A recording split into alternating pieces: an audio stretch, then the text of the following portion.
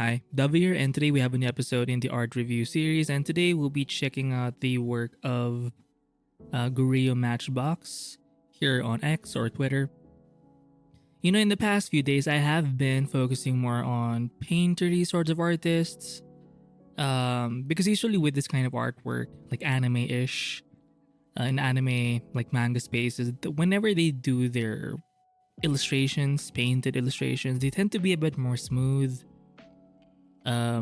And sometimes the more gritty work where you can see the brushstrokes, where you see a bit more rougher edges, they don't really get as much. I mean, they do get attention, but I guess it's just not the standard. But it's established, people like it, but I think it's pretty well known that it's not the main. It's not the leading style, I would say, but I still like it, and somehow in the past few episodes, I have been focusing more on this approach where it's a bit more raw, where you can see the brushstrokes more again, and it will look a bit more sketchy than usual, which is a preference for me. But some people may not like it as much, but I think it has value, because I think when you show off the brushstrokes, even if it's not perfect, it compensates because there's energy in your piece compared to say something that's a bit more smooth. If something is more polished, I mean, it looks better objectively, but sometimes you do lose a bit of that energy. So when you keep something kind of in this approach, in this style, where it's a bit more painterly or sketchy, whatever your word is, even if that's the case, it does compensate because it will have way more energy than say something that's a bit more rendered or polished. So if you're someone like this, don't worry so much about not being the most clean artist, because I'm kind of that way too. I'm not very clean. And even if you're this way, there's still space for this kind of approach, right? And it adds to the diversity of art styles. This one's actually one of my favorites. I'm just opening links in new tab here. And there's also another guy that I'm gonna review, Kanji something. I think his channel blew up. I remember subscribing to their like art account here on Twitter or X. They had like 1,000 plus ish, and then it just shot up because obviously they post a lot, and so I'll be linking their work too. So hopefully I'll check out that artist in the following episode. So I'm just scrolling here, finding a few more. Oh yeah. I'm finding a few more pieces here. And a lot of the bodies of work here is I would say it's fan art. I'm not sure how much of this is OC or original characters, but I do see a lot of Jujutsu Kaisen, Chainsaw Man, right? Characters. And it's okay to do this. You know, I've learned this from a different artist, but if you're doing art and you're kind of interested in fan art, but at the same time you want to do your own stuff, it doesn't have to be an either or. You can do both. And the ratio he shared was 1:1. You can change this obviously for your own preferences, but basically do one fan art. So basically it's something that's not your work. And then the next post should be something that's basically an original sort of piece. And whenever you do like fan art like this, for example, this one is a Chainsaw Man piece, obviously it's going to reach more people, right? And I think that's more of an outside, it's a way to gather people in a way.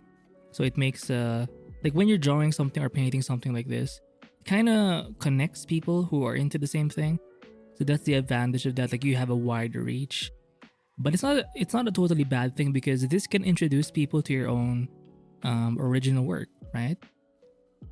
So don't shy away so much from fan art, because sometimes I hear this stuff, you know, on weird spaces where you're not supposed to do fan art and whatever. I like it. I like seeing it, and I'm gonna do more of it eventually. But so I think we have enough posts here open. So let's review them one by one. Right? I want to zoom in here, right? Look at the variety of brushstrokes. I mean, look at the hand. Is it that finished, polished? No, but for stuff like this, it's meant to be viewed from afar anyway, right? Even right here, you can see the basic, like a square or round brush being used. And what's cool here is a lot of the details or the work is really done where the light is. So the more you're into the shadow, the more you're further away, say from this light source here in the center, it's gonna have less details. So that's kind of a trick when you're doing these sorts of things. But it does work even better, obviously, when your character is mostly in shadow or is wearing like dark colors. Because sometimes you do see this in films where if they don't really have a high budget, they will intentionally make the environment dark because you don't have to render as much that way. And the only thing you can really show off or have to show off and render is the areas in light. So it's a great way to save money and stuff like that.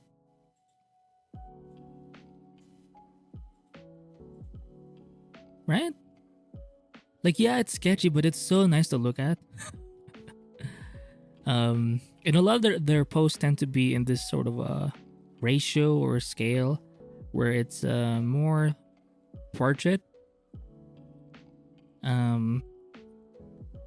Which is interesting. It's not very, for example, if you're using, say, a tablet like a pen display, how often do you sketch? Because it's usually in landscape in the landscape position, right? So I just find it weird whenever you do something like this, like in this proportion, but your tablet, like your actual pen display, is in landscape. It's kind of weird. I mean, maybe it helps because here on the side you'll have your windows, right, for your colors, for your brushes, and you'll also have some here. And with this kind of view, it sort of forces you to zoom out, right? Because you're trying to fit this kind of scale on the screen. So it kind of helps you see, or it encourages you to see things in the bigger picture. I'm not really sure. I still find it weird, but anyway, I like it, right? And again, you don't see any, it's hard to see the line work. It sort of blends with the actual paint. You do see it a bit more with the hands. There's some slight contouring, but it's not, is it really line work? I mean, it's not even clean. It's almost like it's a kind of line work that's painted in. That's meant to be blended. Like if this line, quote unquote line work, won't stand on its own, I think. Like it's really meant to be, it's really meant to go along with the paint.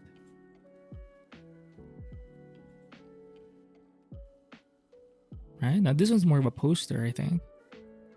And I do like these dashy strokes over here because it looks like this guy is moving. And you'll see this approach in like manga or comics where, you know, in order to suggest movement, they'll do this effect, which is kind of tricky because you're not using any blur effects or stuff like that, which is easier to do obviously in digital form.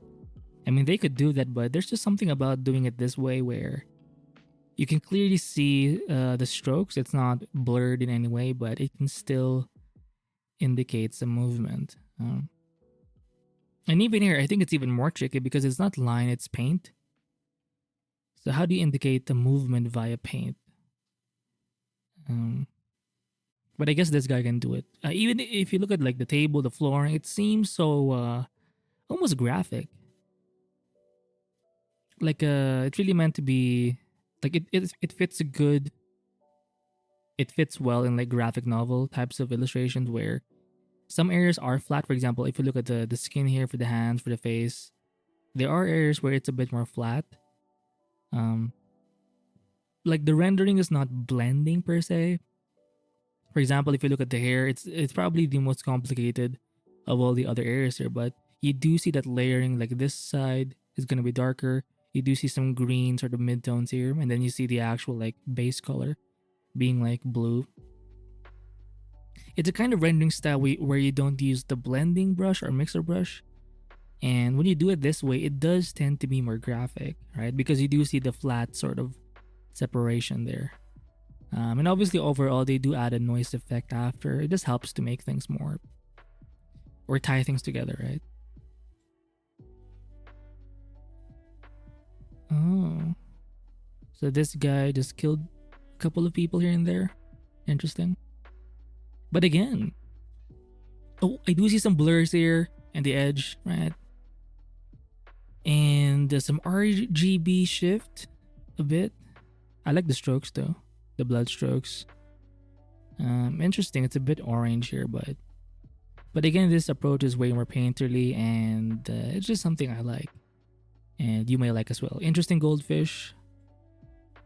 It's some kind of spirit maybe, but it's a good mix, right? This painterly look, and then you add, say, this blur effect here, and then the RGB shift after, and then you add the noise. These are very common sort of post-processing effects, and it works for pretty much all illustrations, even the more painterly ones like this. Now, this one is from Jujutsu Kaisen, right? Now this one does have a bit more blur. I would have assumed that they would use like the method they did where they're not using blur but rather sort of dashy painterly strokes to indicate movement, but you can still use blur. Although I know people tend to be wary of using the blur effect whenever they're trying to, or motion blur or something when trying to indicate movement. For example, they did it well here with the hand, right? Or with this arm here. You can see those dashy strokes indicating movement, but even here, a bit of the elbow here, but maybe it's because the moment it gets even closer to the camera, they just end up deciding to blur it. So, I mean, it still works, but yeah.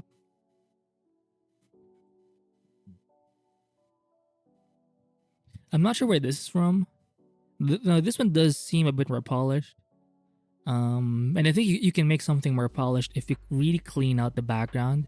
Say if you see some like extra artifacts here in the orange background, it's gonna look a bit more, I mean, natural, sure, and painterly, yes, but it's gonna look not as tight. I think you can make something look tight, even if the actual illustration or painting itself is a bit, like you can see the brush strokes and everything. If you just clean out the background, almost always it just helps tighten the thing in the middle, basically the artwork.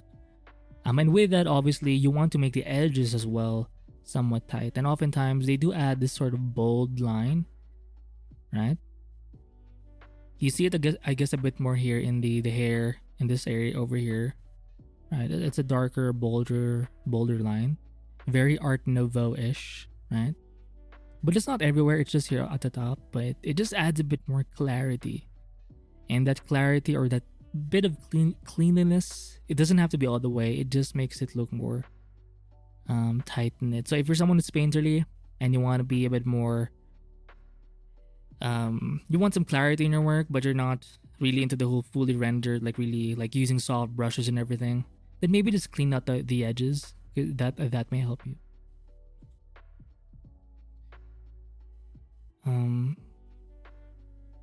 Would have been better without the shoe. Easy. I'm not sure where this is from, but I think it's a chick too, right? Oh yeah. But again, look at the brush strokes. Do you see any line work? Most of their work is just painted. Now this one does have a bunch of hues in there.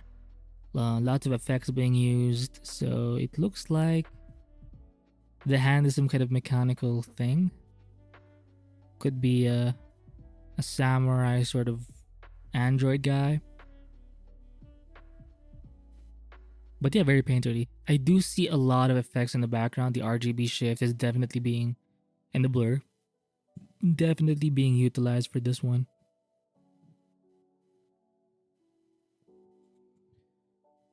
So let me just check this one. Oh, this is the Chainsaw Man guy, Aki, I believe. The heartthrob of the series, right? Oh yeah. Oh shit, they were able to draw his like demon spirit thing in the background. It's like a wolf chick.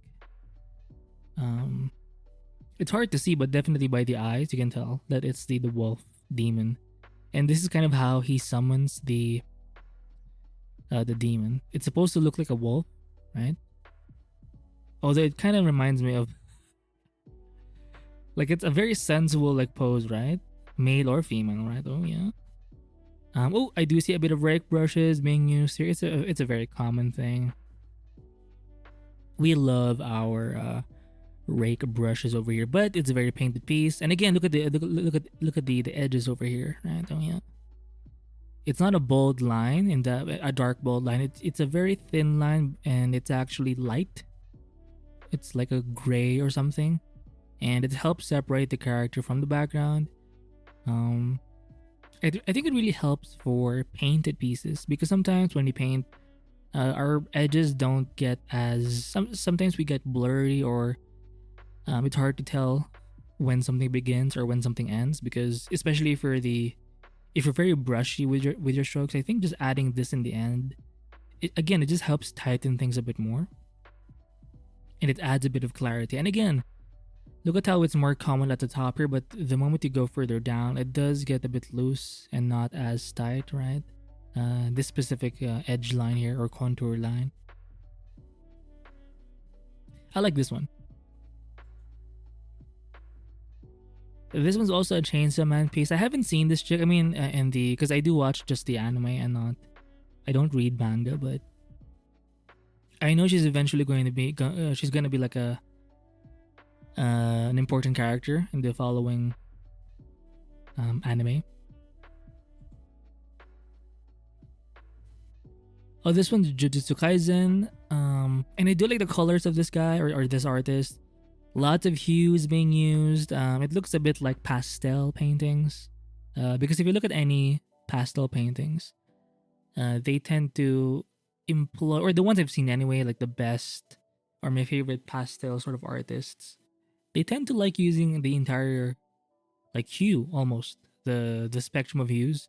Granted, there's like a difference in like saturation and lightness or darkness, but you pretty much see the entire rainbow in a way.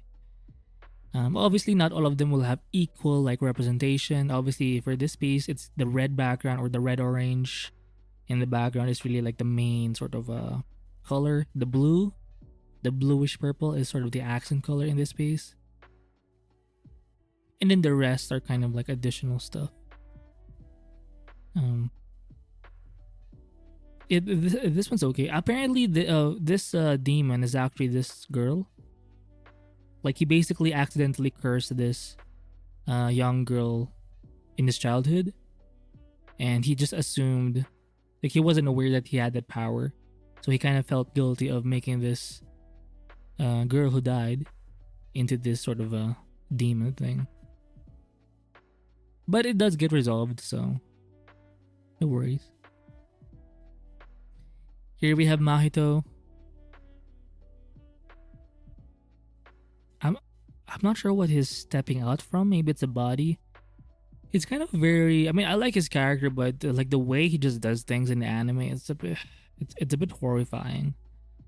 But he is a very cool looking character. I mean, no doubt.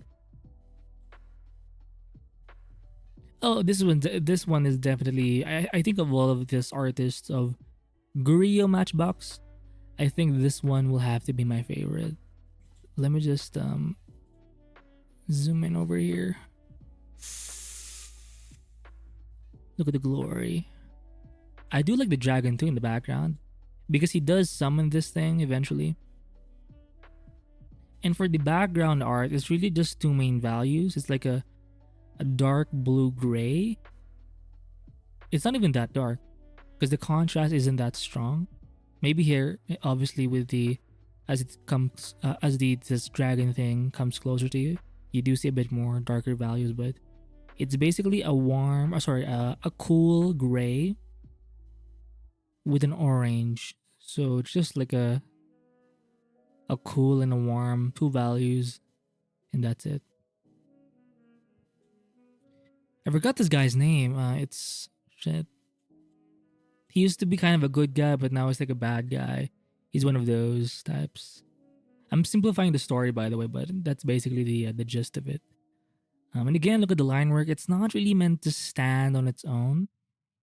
And the moment you add paint, you will erase in a way, or paint over those lines eventually. But I think it works when you leave some of those in, like this one, for example, for the collar here, for the face, right? Just leaving those extra bits of edges. I mean, you can define an edge via a difference in value. Like one is going to be lighter, one is going to be darker, And because of that contrast, you will see the sort of edge. I mean, you can do that. You'll see it a bit here in this part of the chin, but in the other part, it's just a line. Right? I mean, yeah, it's also like a shadow, but it's for example, in the side of this face, you could just leave it as a white versus like a dark pink or a dark gray pink. But a line just works, right? And that's what's so cool with this kind of approach. Like you can go back and forth, and there's no like one. You have to be very intuitive, I guess, about this thing because sometimes it can lean a bit too much on the line work, and that's not gonna work for some pieces. But sometimes it can go the opposite way where you actually need a bit more indication of the edges with line, because if it's too painted, it just looks muddy eventually. But yeah, really liking the space. It looks like a poster. Very, very cool. Oh yeah, so apparently they're not genetically related, but they have some kind of relationship. They're sort of like a brother sister, but at the same time, it's like there's like something there as well, but they don't really understand it in a way.